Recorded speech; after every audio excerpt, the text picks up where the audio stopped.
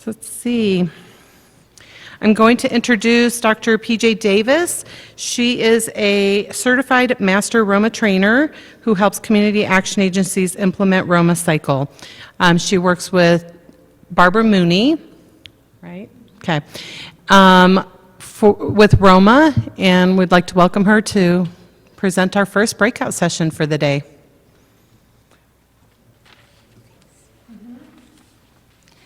Thank you. Can you guys hear me okay?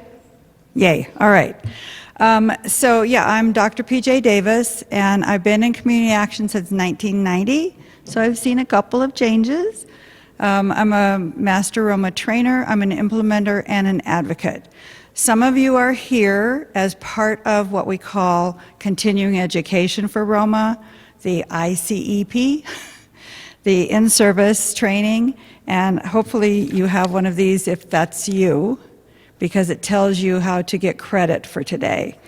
If you're not a Roma professional yet, this is great information for your agency. So let us get started. There is one interactive activity, and then for those of you who are doing the credit, there's a homework assignment. So I will give that to you right at the end, all right?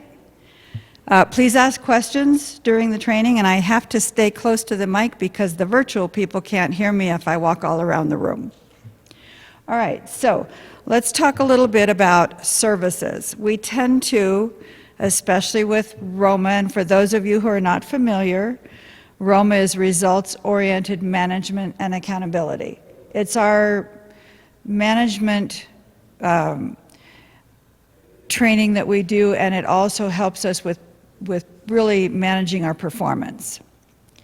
So we tend to look at services in relation to outcomes. But there's a lot more involved in that. Let me see if this works. Oh, yay, I'm excited. All right, for those of you who are familiar with Roma, this cycle should look familiar to you. This is the Roma cycle.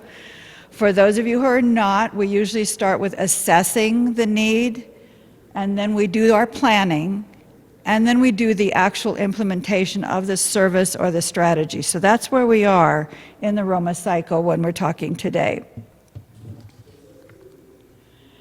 And some things we want to consider when we're talking about services, we really want to understand not just the service, but is there a process to evaluate and see, is our service doing what we think it should do? There's an importance to analyzing both the outputs or services and the results or the outcomes. We want to look at staff capacity. Do we have the capacity to actually provide this service appropriately? So there's the human resource, there's the fiscal policies, is everything in place? We also want to engage in customer satisfaction. We want to understand from our customers how well are we doing. This tells us a couple things.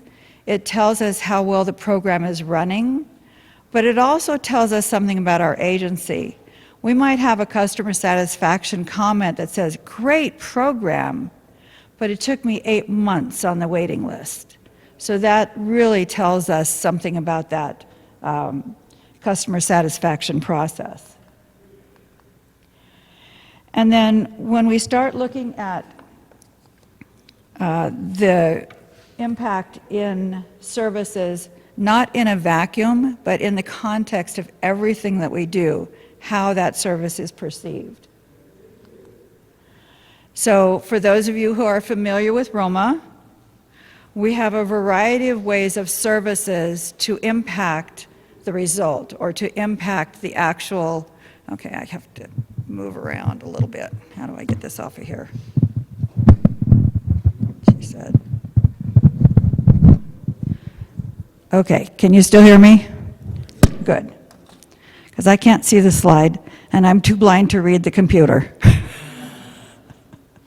All right, so sometimes one service results in one outcome. Sometimes one service has multiple outcomes.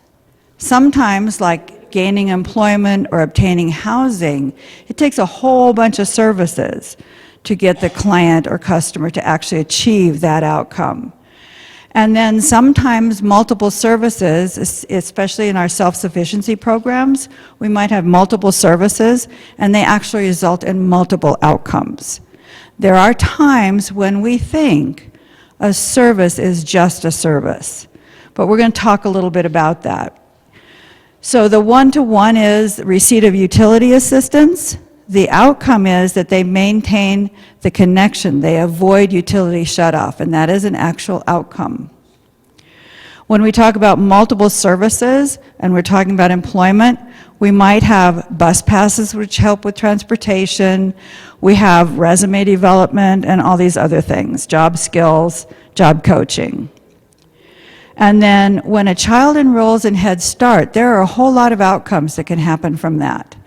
You can have the child, of course, is safe, the child improves their literacy, there are some things that happen with the parents, so that one service can actually impact several outcomes. And then we have the multiple services affect multiple outcomes. So child care vouchers absolutely help make that child safe. They also help the parent perhaps maintain employment and maybe even maintain education. So the child is safe, the parent is free then to have employment or to go to for education. Conflict resolution helps the parent maintain employment, but it also gives parenting skills, maintains parenting skills. The landlord-tenant and mediation helps the families maintain housing. Rental assistance help people maintain housing. Bus passes help parents maintain employment, but it also helps them perhaps maintain education. So we have a variety of services, especially in self-sufficiency programs, that result in many outcomes.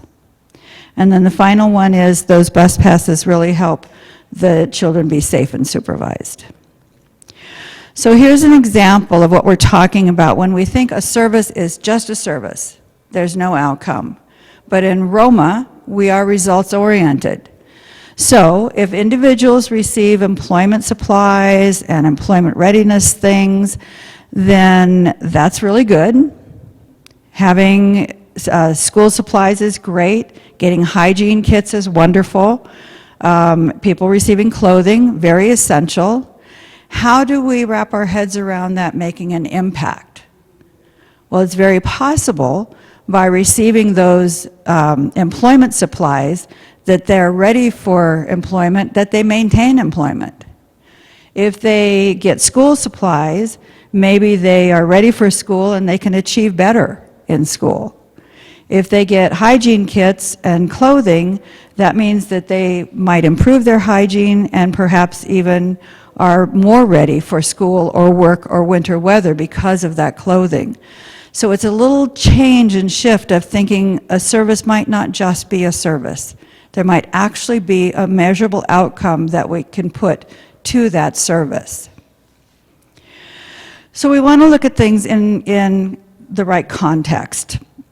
We assume, usually, that we provide the service, this is the outcome that will be achieved. But it's not in a vacuum. Services are not provided in a vacuum. There are a lot of factors that impact the result. So we want to look at the environment surrounding each of our services.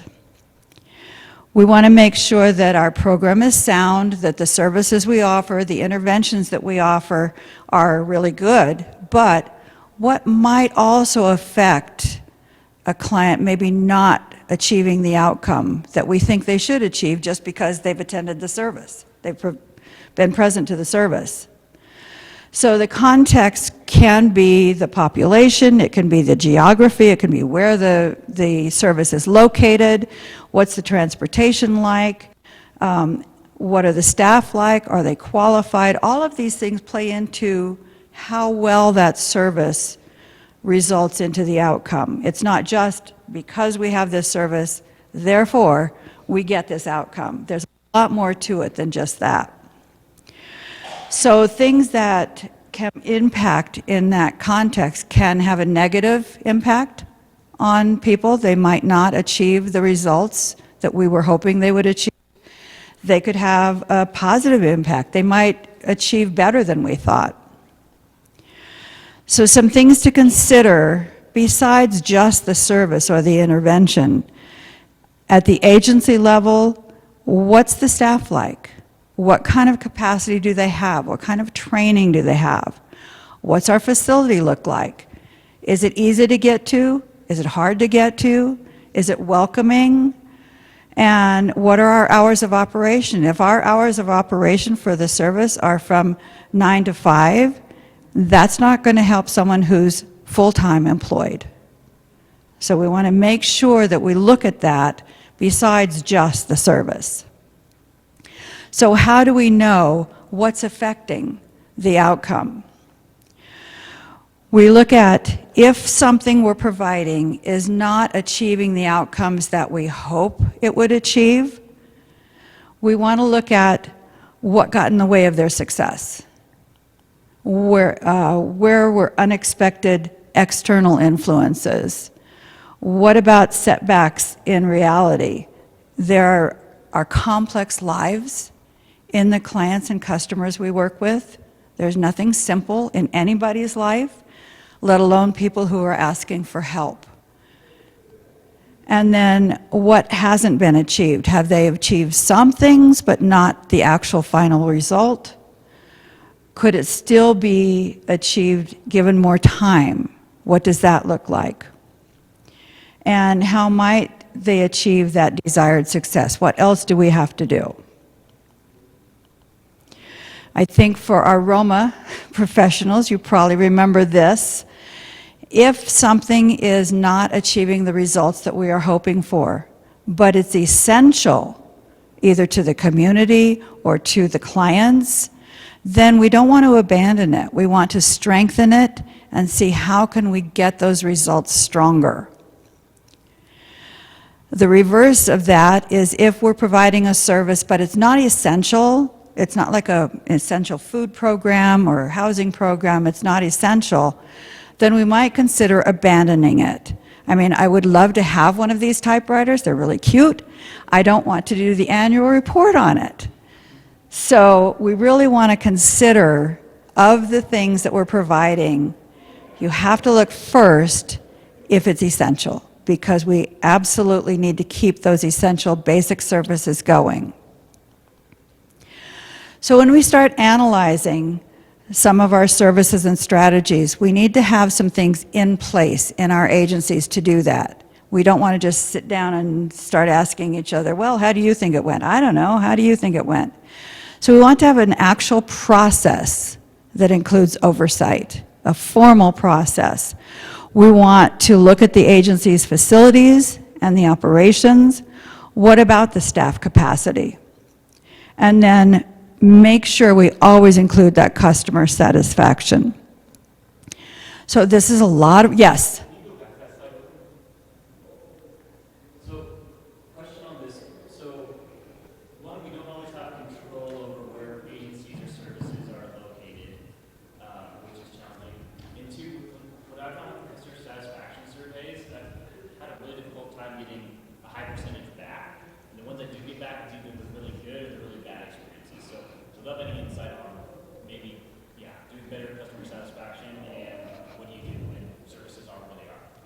So those are really good questions.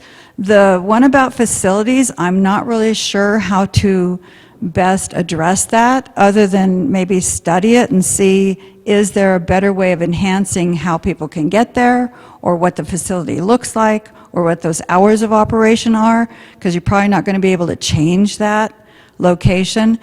When it comes to customer satisfaction, we think that we have to send out a questionnaire and get it back. You get customer satisfaction every day.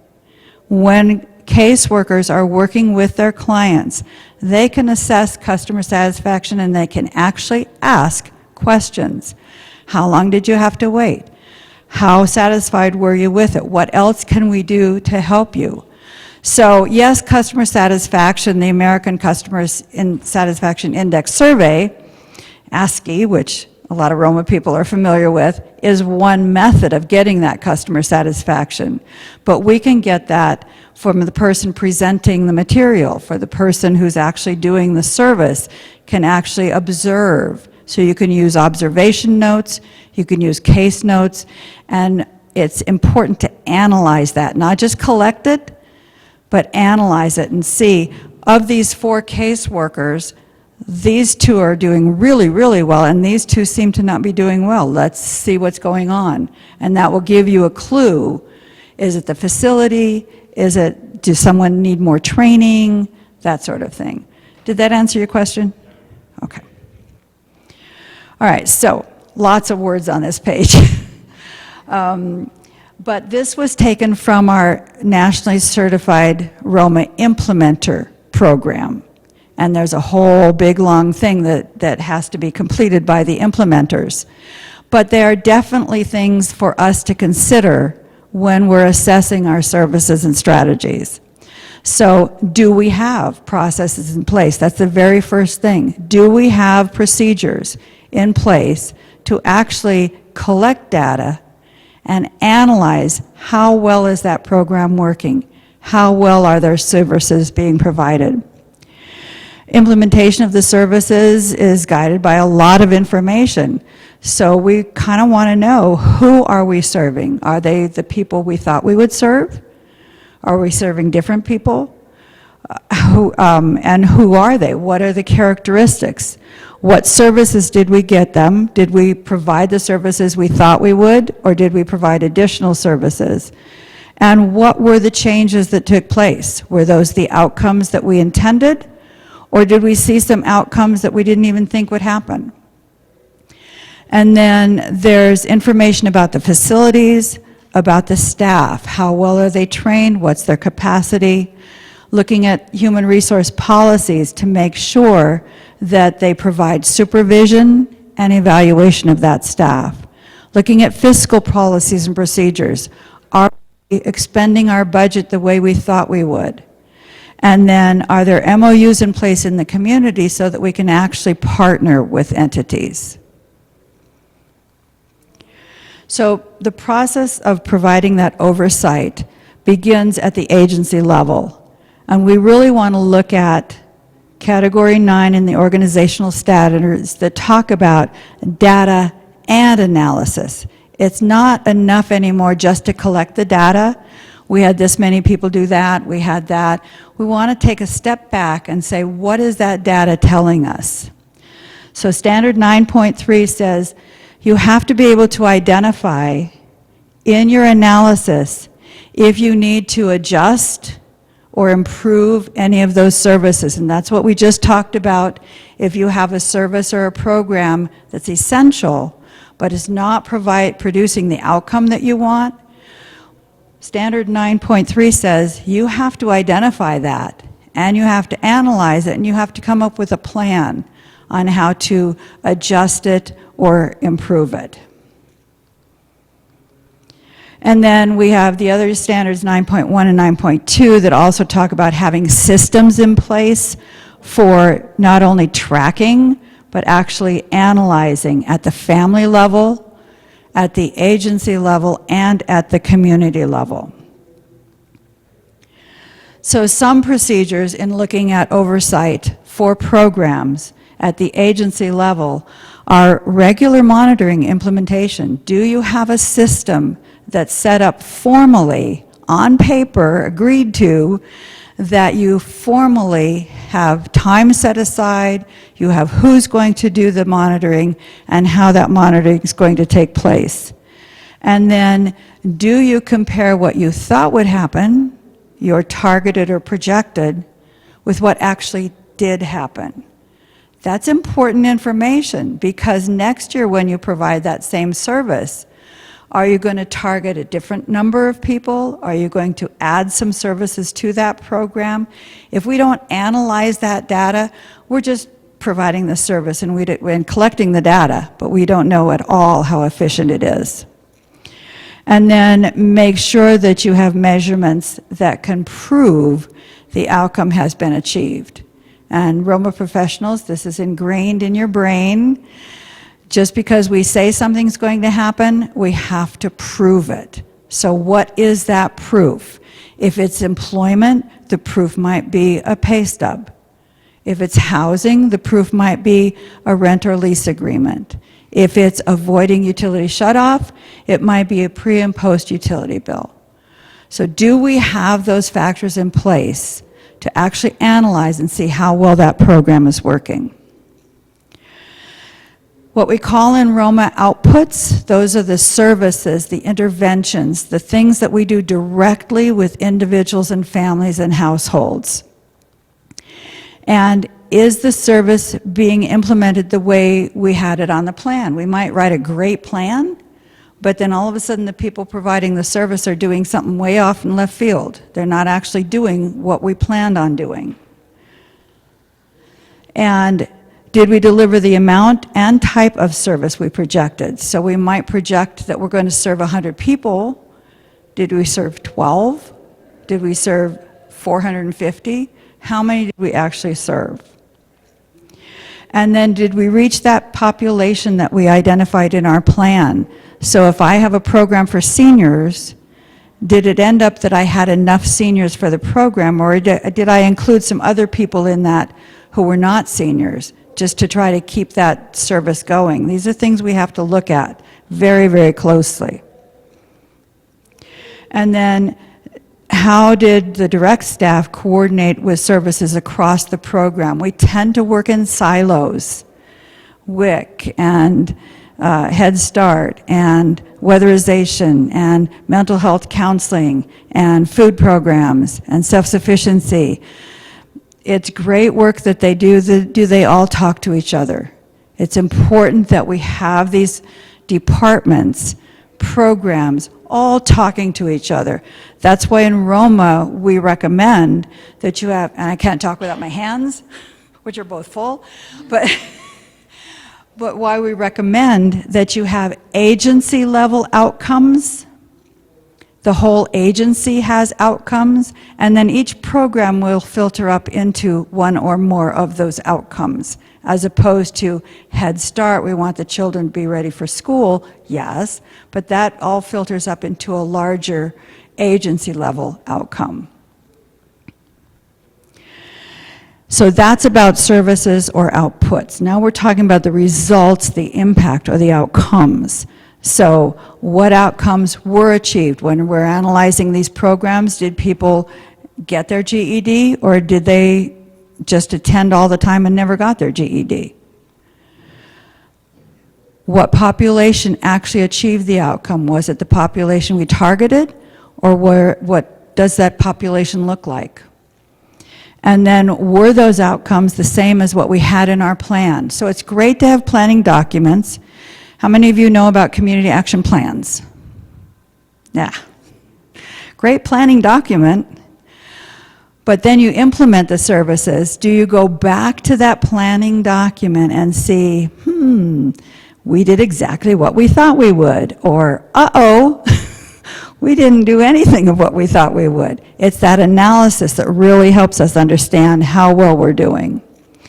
And then is there a correlation between services and staff, customers, and outcomes? Is there some kind of relationship there? All right, this is a lot more information. So this is looking at the agency office and oversight just for service delivery, only for service delivery. And it's got a whole bunch of things on it, and can you read that all the way in the back? Oh, yay, good. Because what I'm going to ask you to do is at your table, and this table and that table might want to mingle with the other tables, is to have a conversation about your own agency. You don't need to say who you are or what agency you are, but take a look at this checklist. This came, again, directly from the implementers program. And see how many of these things you think your agency actually has currently in place. It's just a quick conversation and have a discussion around the table about, well, I think we have that, I know we have that, we don't have that. But then when you're done, I'm just going to give you like 5 minutes. When you're done, then I want each table to report out Yeah, all three of us have all of those, or nope, we only have one of those. So I'm going to give you a few minutes, and you guys need to go visit the other tables. There you go. Okay, all right, so there's two there, there's a couple there. You want to come visit this table over here? Would you like to come visit this table over here? So, because this one only has two people here. So somebody needs to come visit, because there's only two people. You guys have two people? Okay, then why don't you go here and why don't you guys blend in with that one? All right. If you can see all the way from back there. I would need my glasses.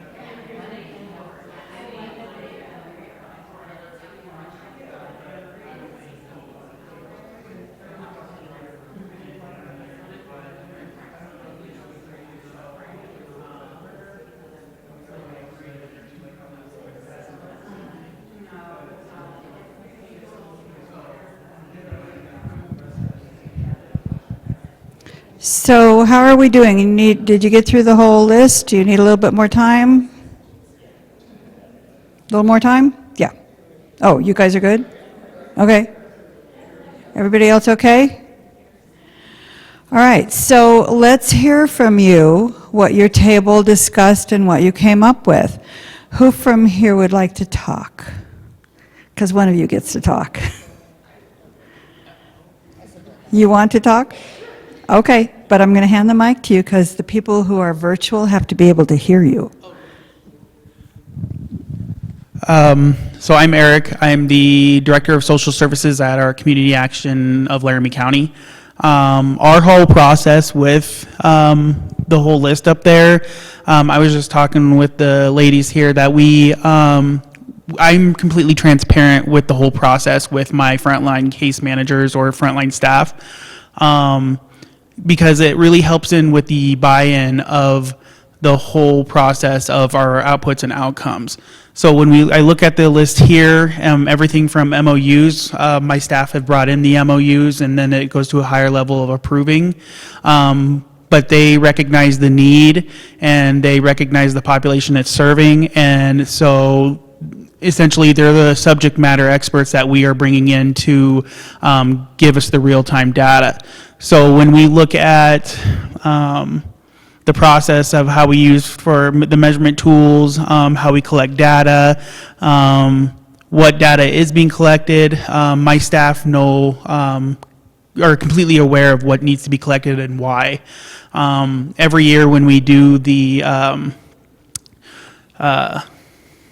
mapping sheet that we have to do for our database where it shows our outputs and outcomes, my staff are the ones that navigate the data showing this is what worked the previous year, this is what didn't, so this is what we want to do for the next year and focus on. And then we look at not only our client satisfaction surveys, the CNA assessment, but we look at what happened during the year and we improve our services based upon that. So I think with everything on here, I don't struggle as much with any of it, but again, it's all that being transparent with the staff that I work with and being transparent with the community that we work with too. Great, so my question to you is, do you have formal adopted policies that talk about the monitoring and evaluation of each program? Or is it something you just do? Because a lot of times we have the informal process, but it's not actually written down, so you actually have those. Great.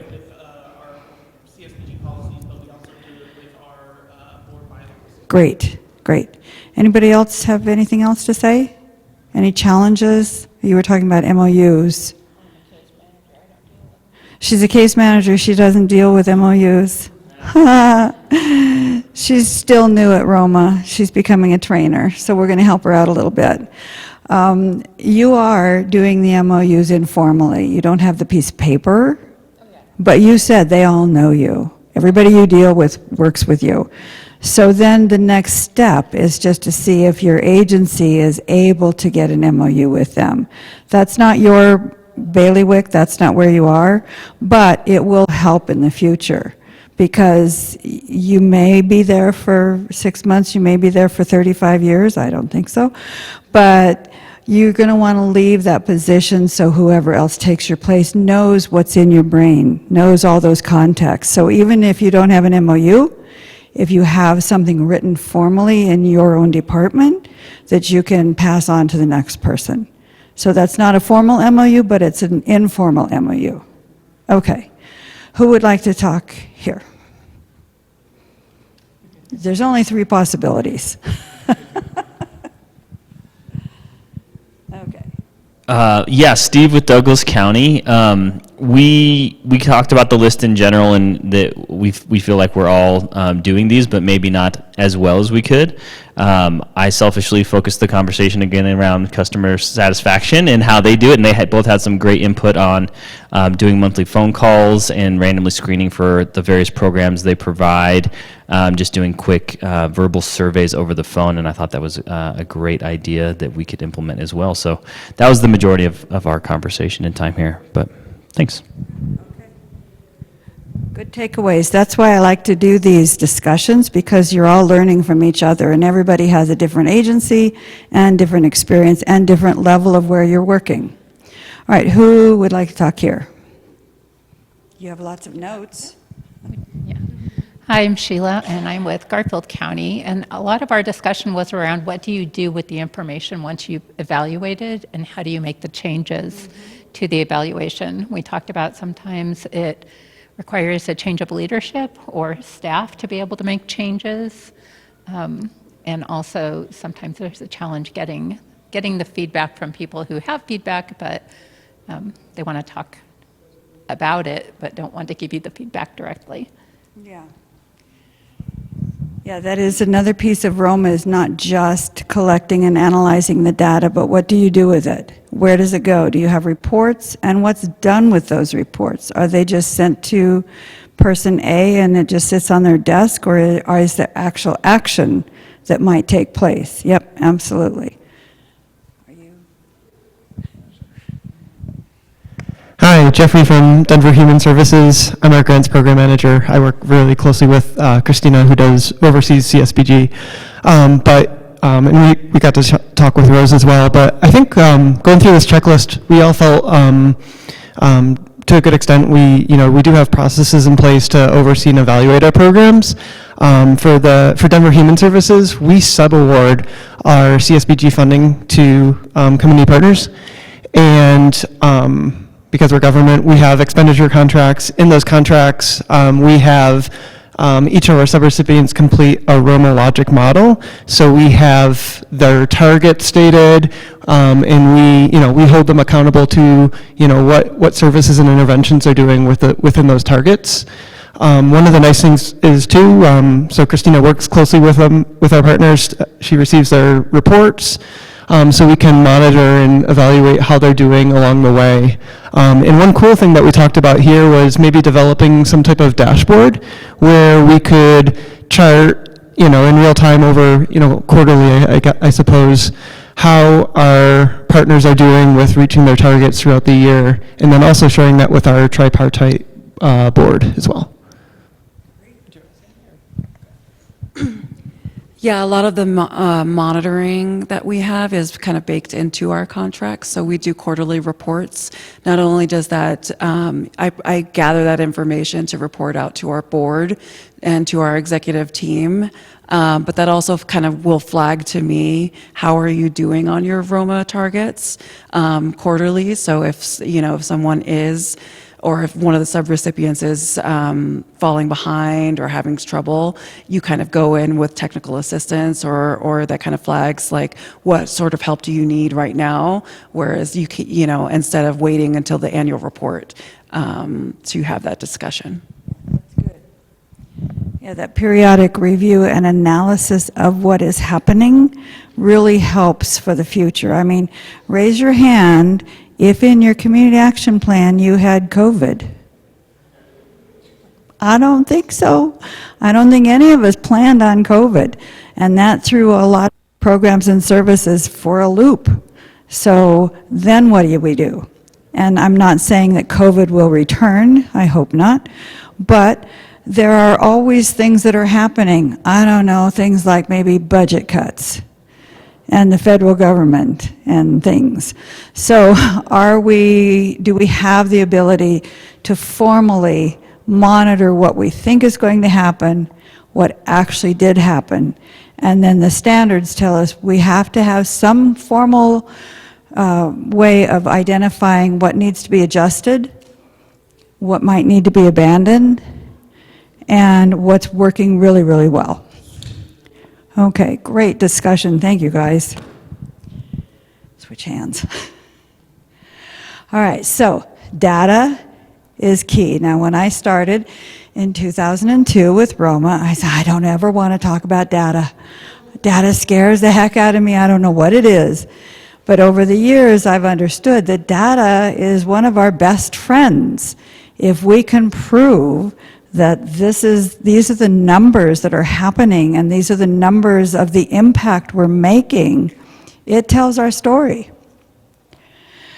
So when we're looking at data, we look at numbers of people served, we look at numbers on the waiting list or underserved, we look at number of a particular service provided, and possible number of referrals. So in analyzing, do we actually even analyze that? Or we just say, this is how many we served, this is what we did.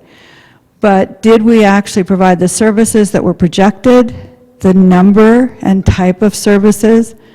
Were we able to serve everyone who requested service? So we might have said we have a budget for 100, but we had 157 people apply. We could only serve 100 because of our budget. That's information that's very good for the agency to know for next time around. And then, does the data identify any systems, policies, issues related to eligibility? What does that look like? Did people request services that you could not address? How many of you have ever had someone walk into your agency and ask for something you don't do? Yeah. And do we know which customers received multiple services? So how many of our customers received this service and housing and WIC and Head Start? It's really good to know what that looks like. Do we have the ability to track that data? Once we collect it, do we use it? And then when we're looking at outcome data, we look at, of course, the NPIs, National Performance Indicators. My favorite, the FNPIs, Family National Performance Indicators, which are a standardized set of indicators throughout our over 111 now community action agencies, but we also have that section for other, in case there's something our unique agency is doing that's not part of those, 92 indicators. So the documentation of how the outcomes are verified, that's what I was just talking about. Do we have that ability to show the change? Someone lacked financial literacy skills, they attended the training, and now they have obtained or increased their financial literacy skills. Do we have something in place to prove that? Profiles of customers who achieved outcomes. Now, this is something we don't often look at, but it's interesting to see, of all the people who achieved this outcome, what do they look like? What do their profiles look like? What's their education level? What's their family? Is it single person, single parent? Is it a two-parent household? They have one kid, they have no kids, they have 3 kids. What does that look like? What does that tell us? And then, can you connect the services for each of the outcomes for each customer? Do you have the capability of doing that? So PJ is the customer, I attended these 3 services, and these are the 2 outcomes I achieved. Can you connect the dots and see which services led to those outcomes for each client? And then, do qualitative data support quantitative data? I love qualitative data. And when I teach for the NCRI group, I always say numbers are very important. We need to know how many, we need to know how much.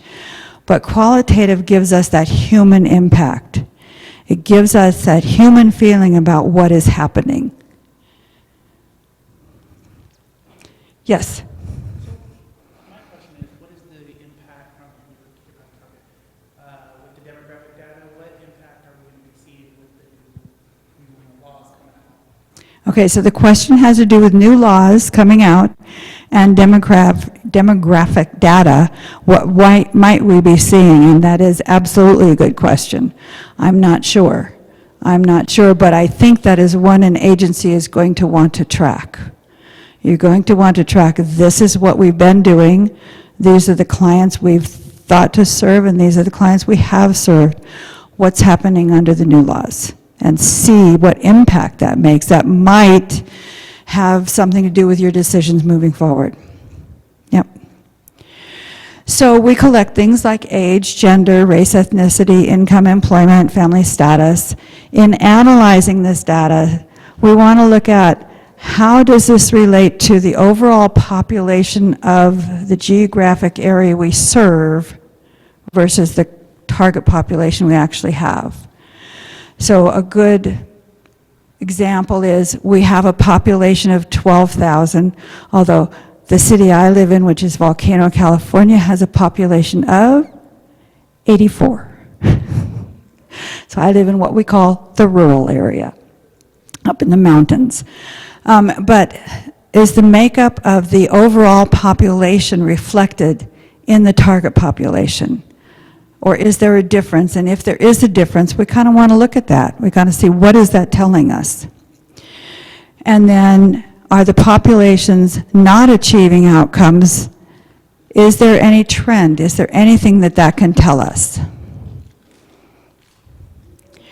Looking at the prior year data, and of course we had COVID a ways back, so hopefully 12 months ago we can actually look at real data and see the numbers served per program. Did we actually provide the services again a year ago or 2 years ago?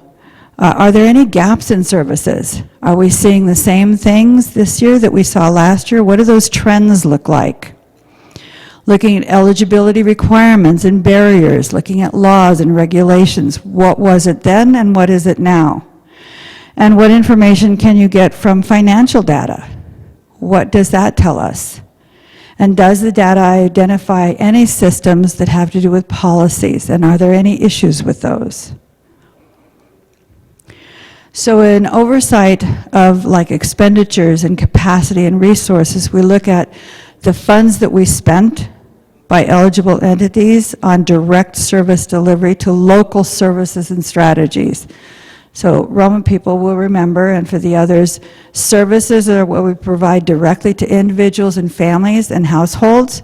Strategies are at the agency and community level. Let's look at the capacity development. Let's look at information on funding devoted to administrative costs by eligible entities. So I don't know that you can actually write a grant for an executive director's position.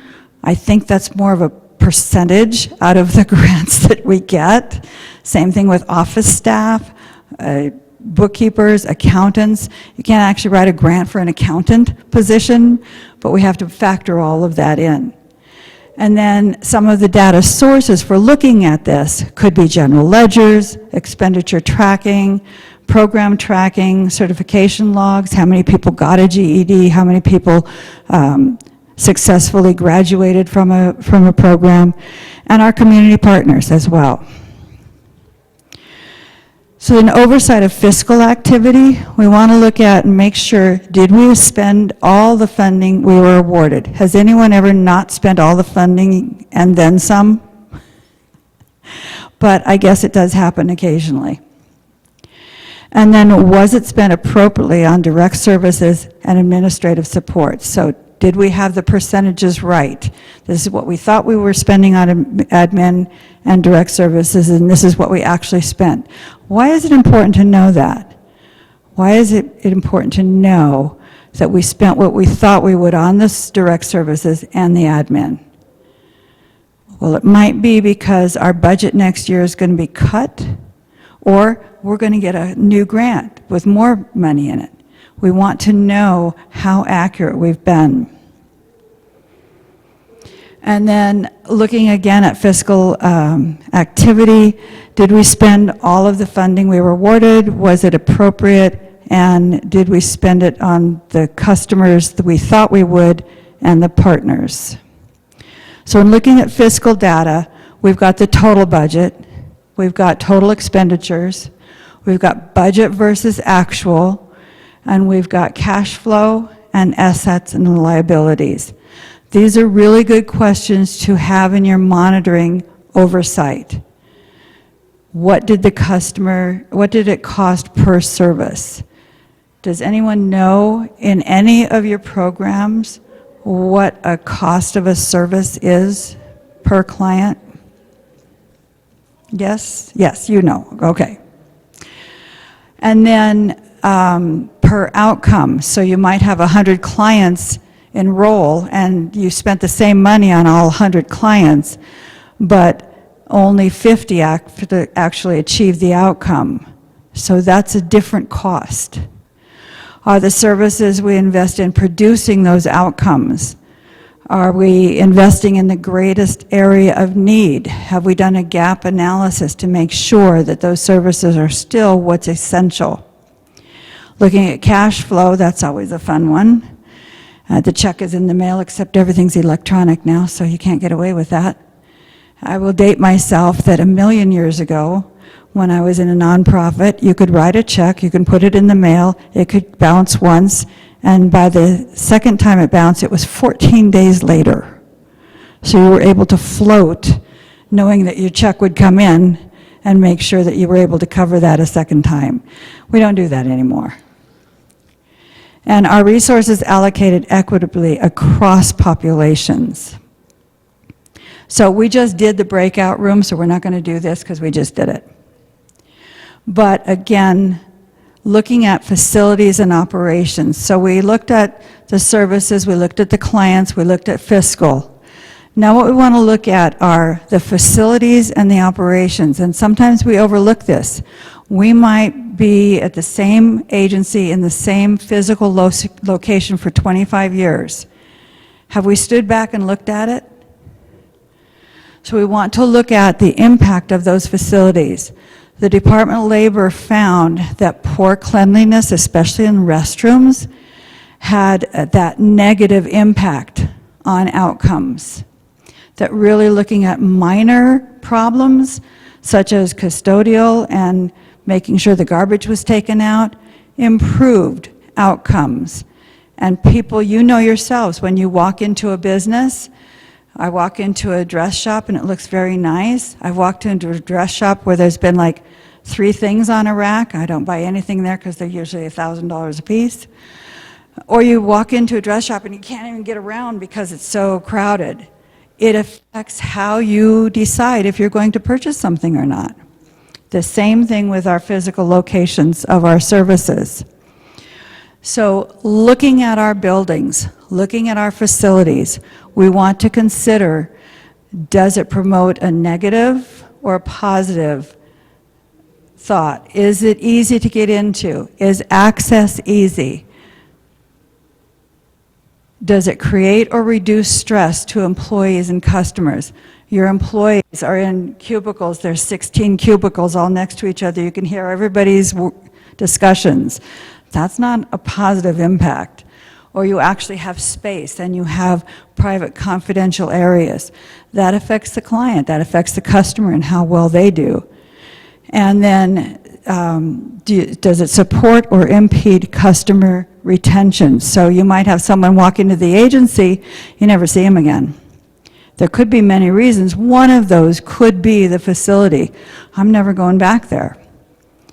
You want to look at the safety, you want to look at the hours of operation, you want to look at cleanliness, you want to look at welcoming. I have walked into nonprofit organizations up where I am, and it's hard to tell if it's a thrift store or if it's an actual health and human services operation, because there's donated supplies over here, there's chairs and tables over here, beds that people have donated, but you can't like get through to the front desk without going through all of that. It does leave an impression. One of the hardest jobs to do in my book is the receptionist job. They have the lowest pay, they have like 0 training, and yet they get face to face with a customer when they come in who's in trauma. They're face-to-face with people who are, their utilities are going to be shut off. Their kids have been taken, and they need to get that legal action helped with. And yet, we spend the least amount of resources on our receptionists. And it's the hardest job, I think, in the whole service industry, because they have to do miracles with nothing. So are our receptionists trained? Do we have the confidentiality training with our receptionist? Are they receiving enough pay that it makes them want to be working there? I know agencies I used to work for, people would be clients, and then they would do really well, and then they became volunteers, and then they would become the receptionist.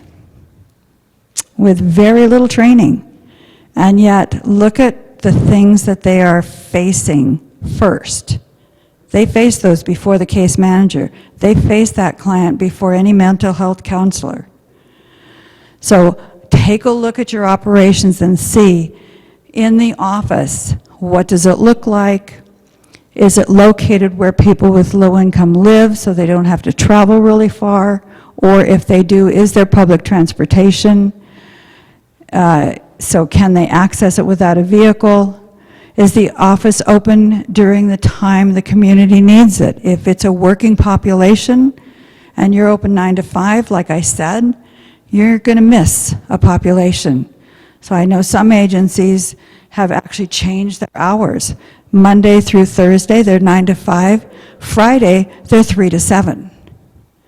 So they actually changed the hours. Some people have Saturday hours to accommodate. So is the office accessible to people with disabilities? Is it welcoming? That's again what I get to. When you walk into the agency, as if you don't know anything about the agency, can you find where you're supposed to go? Is it easy to see where you're supposed to be? And is it welcoming? And the office space that supports confidentiality.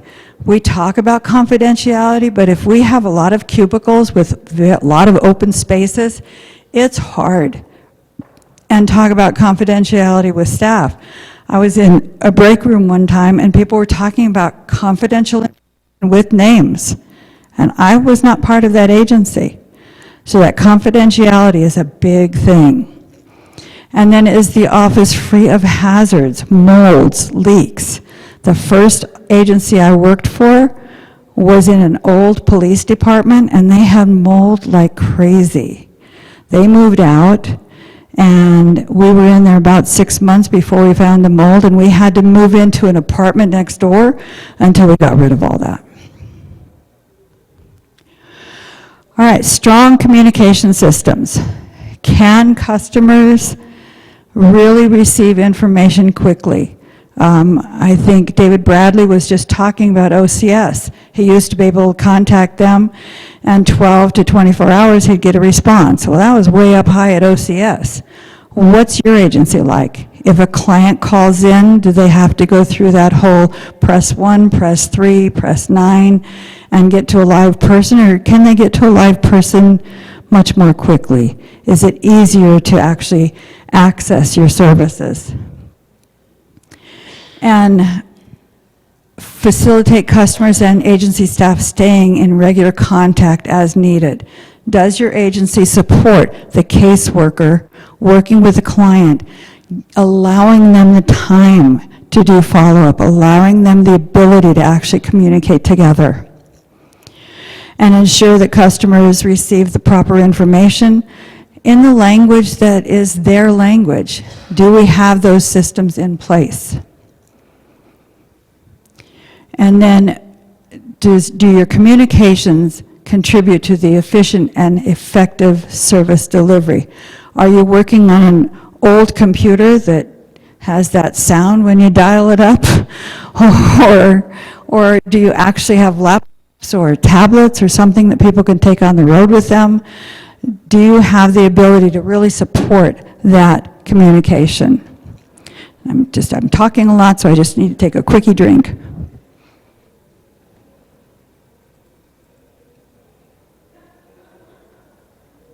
And also check the time so I don't go over, because I like to talk. All right. So, looking at the agency, I'm not going to have you do this, but I do want you to look at it and consider some of these things. Are there enough computers, laptops, whatever? And do you have anything available for customers, for clients? Some people don't have internet service at home, so they have to come to your agency. The phone system, is it up to date and easy to navigate? Oh my goodness. Has anyone ever tried to call an insurance company? Recorded greetings are available in the language in which is spoken in that community. Signage in the office is written in language that is of that community. Internet broadband access is available. There are communication channels to ensure information sharing among staff, customers, and stakeholders. And IT is there to support the staff. Well, I had an agency that had a staff of 3. None of us, you have 2. None of us had IT. So we had, what's your cousin? Oh yeah, they do IT. Can he come over on Saturday and help us out? Yeah. Pardon? She Googles it. She Googles it, yep. Absolutely. But definitely things to consider. And again, data really helps us determine if these elements are in place. So if we look at on-site checklist, looking at the buildings, looking at reports, looking at our utility bills for the agency, the trash collection reports, looking at our heating and air conditioning, plumbing, electrical, when we analyze that, it can tell us, are there problems in our facility? It can tell us that we assure that our facility has what they need for operations. Can we afford maintenance and upkeep? And then in communications, broadband coverage map, IT routine maintenance logs, IT service calls. If we look at these, they will tell us, do we have the staff? Does staff have the ability to communicate with primary and supporting customers? Does the system support provision of quality services? In looking at accessibility, we look at the census tract and zip code, we look at service area, we look at where clients live and their transportation routes. This can tell us where are the geographic intersections of needs. Let's see, what does that look like? Where are the customers and needs located? We have a geographic area of 4 counties where I live. They are all different, and we have geographic area of needs. And then are there issues with access to services in any of those areas? And do the services lie along a transportation route? That's always a good one. Staff capacity. When we look at staff capacity, that is part of the organizational standards. 7.1 says that you have written personnel policies that have been reviewed by an attorney and approved by the governing board within the past 5 years. Some of us have been in business for over 25 years, 30 years, maybe 50 years. When was the last time we updated our personnel policies and procedures, and were they reviewed by an attorney? And then, do we make available an employee handbook, personnel policies and procedures to all staff and notify staff of any changes? We make changes all the time, especially when laws come down and say, this is now the law. Do we have the capacity? I think we used to, in my day, have written handbooks. I think now they're mostly online, which are much easier to update.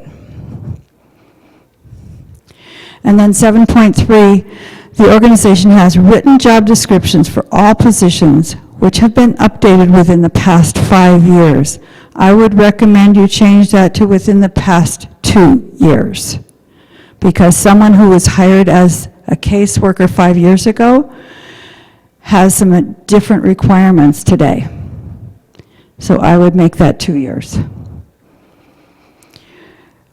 And then organizational standards category 7 that have to do with human resource management. 7.6 talks about having that policy in place for that written evaluation. It's important when someone is hired, they know what they're going to be evaluated on. Here's your job description.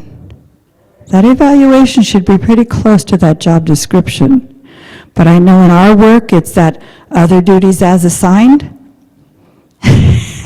So people are doing all kinds of things. So I would review those job descriptions and make sure what you're having them do, having them add on to the work they're already doing, that's in those job descriptions, and then it reflects in that evaluation. And then 7.8, that they participate in orientation within 16 days of hire. How many of you have onboarding or orientation for new employees? Okay. It's very important that we do that because we get a hire, we bring them in, they're really great, but we get so busy having them do the work, we forget to tell them about the entire agency, everything that's happening in the agency. And then, do we have policies for ROMA, Results-Oriented Management Accountability? And this is a tricky one, 4.3 and 7.9, because you don't necessarily have to have a paid ROMA professional on staff. You have to have access to one. And so many times, I know in California, our entire State Department, CSBG, monitors are all certified ROMA trainers, or implementers, so they know what to look for. So if an agency does not have the capacity to have a ROMA trainer, or they had one and they left, they can actually have the field rep sign off on their community action plan.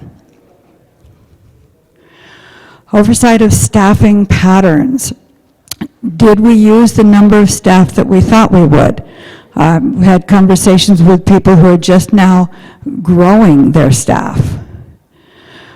Were there vacancies, turnover? How did that impact the provision of service?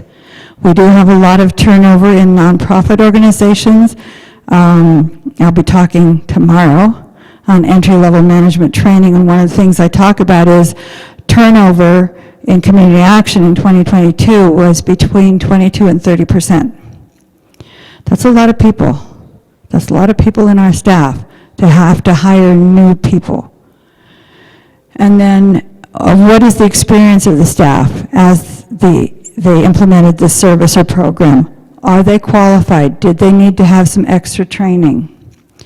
Did the staff feel they had enough time and resources to effectively deliver the service? We're asking a lot more of ourselves and of our staff. Do we take a step back and allow them to have the actual time to provide that service properly? And did they feel they were assigned to a manageable number of customers? So in monitoring, part of what you're wanting to look at is what's our staff telling us? And we can learn a lot from that.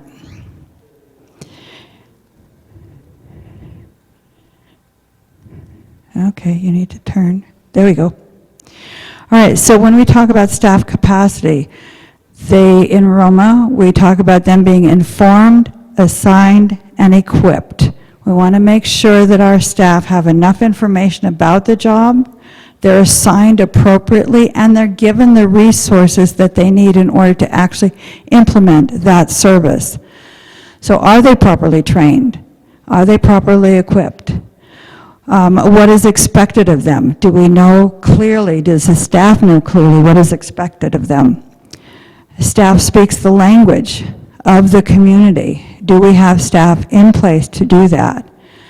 Are staff trauma informed? Because people who are asking for help have a real reason for asking for help. And sometimes it's the first time they've ever asked for help. So do we have that capacity? Human resource policies and procedures in place to provide that supervision and evaluation to sustain that staff. So again, data elements tell us things. In looking at the staffing by program, we can really see the level of experience, those credentials that might influence outcomes. We might have 3 programs geographically in 3 different areas, but these 2 areas are doing okay. This one's doing super. Well, what is causing that? Why is that one doing so well? Well, that person has been trained even more. They have this background, they have that background. Staff expertise and credentials, what level of staffing correlates with performance? Have we looked at our staff and seen these people are having better outcomes achieved than the other staff? Do different departments retain staff at a higher rate? And we do have many departments, unless there's only 2 of you, or in my case, only 3. But those who have actual departments, is the retention in some areas better than others? And if so, why? So agency staff must be properly informed, assigned, and equipped. Informed meaning we have to have that clear communication, that clear understanding of what the outcomes are, what we're looking for. Not just we're providing the service, but why are we providing the service, and what do we hope will happen because we're providing the service. If you're doing weatherization and you're just going out and doing weatherization, you come back and you report, I did the weatherization. Do those staff members understand that they have improved the safety of that home? They've allowed that homeowner to stay in their housing. They've maintained housing. It's really important that the staff providing the service see that long-term outcome. What is the impact? And you want them to understand the tasks and duties that are related to time, units of service, number of customers. When they're assigned, we want that clear expectations. Does our staff understand clearly what it is we want them to do? What is their role? So in looking at this data, we can see our current policies in place in our employee handbook. Our policies easy to access and understand. I have an agency I work with that has written standards for ESG, Emergency Solutions Grant in California. They provide emergency housing. The written standards are 104 pages long. Caseworker gonna look at those every day, 104 pages, to see what they're supposed to do? Yeah. We're working with them to try to simplify that. Are there performance issues that prevent effective service delivery? So looking at everything and saying, is there something happening that's got a barrier to producing those outcomes? Equipped is, do they have everything they need? Have they been trained? Do they have the computers, the telephones, the facilities, books, other resources? In looking at this, we can analyze and see, have staff been provided with training to equip them to the necessary skills? Do they have the equipment? And are the supplies readily available, and are they adequate? Customer satisfaction, point in the back, big one with me, very big one with me. And in the organizational standards, we are required to address customer satisfaction. We are talking about in the private and the public sector, we have to have a method of gathering data on the customers we serve and getting that data to our board so that they can make some conscious decisions moving forward. So when we look at customer satisfaction, is there a process in place to collect customer satisfaction? We talked about surveys we hand out. We talked about, in the back, there was an idea of randomly calling customers and seeing what was their experience. We sometimes now are calling in Roma customer satisfaction, we're calling it the customer experience. What was their experience? So we know how our services are doing as far as outcomes, but what was the customer's experience? And as I mentioned earlier, the customer might have done great and reached the outcome, but it took them 8 months on a waiting list to do that. That's going to tell the agency very important information.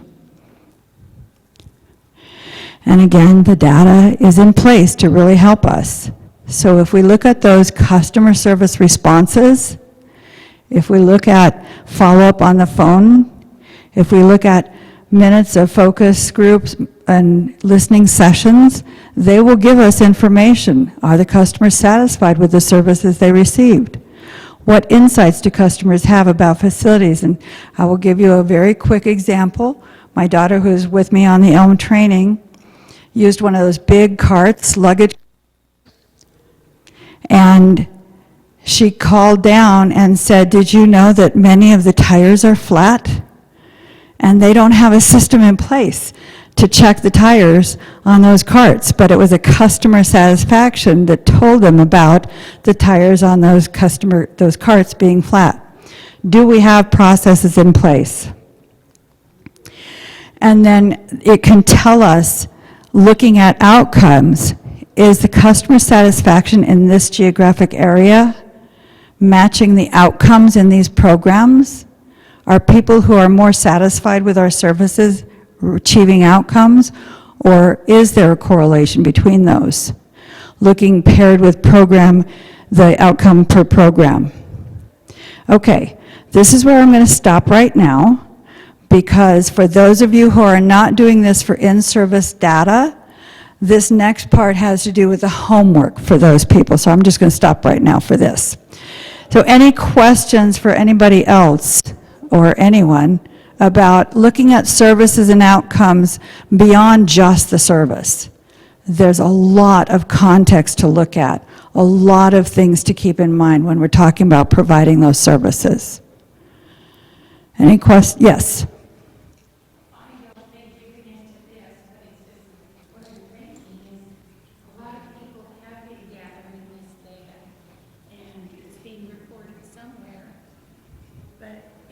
Spinning our wheels because they're still going to cut services or not renew.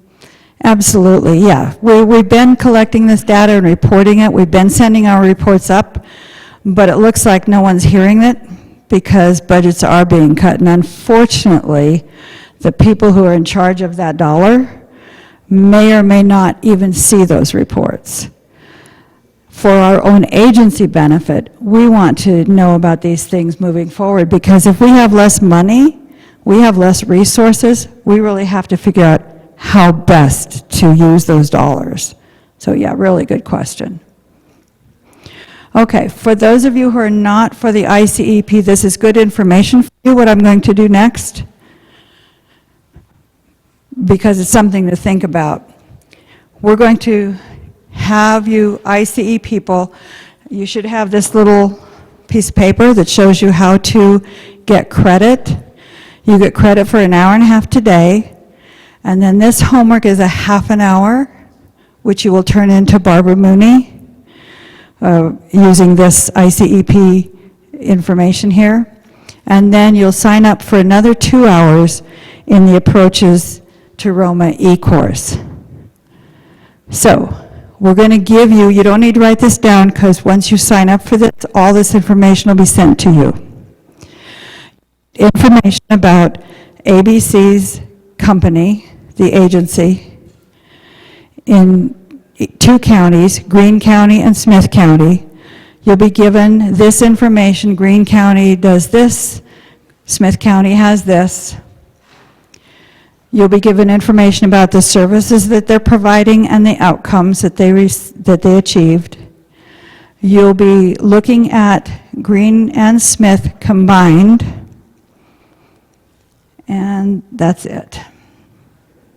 So all of that information will be sent to you once you sign up for the e-course, because they know that this particular sign-up has to do with you attending here. So then you get an hour and a half credit for today, half hour for the homework that you'll get from them, from Barbara and Carrie, and then you'll sign up for the e-course for 2 hours for the Approaches for Roma. There's no fee for today. There's a $10 fee, I believe, to answer it for the half-hour homework, and then there's the $40 for the 2-hour Approaches for Roma. Okay? All right, thank you, everybody. Don't forget to do your evaluation on your QR code thingy thing, whatever that is.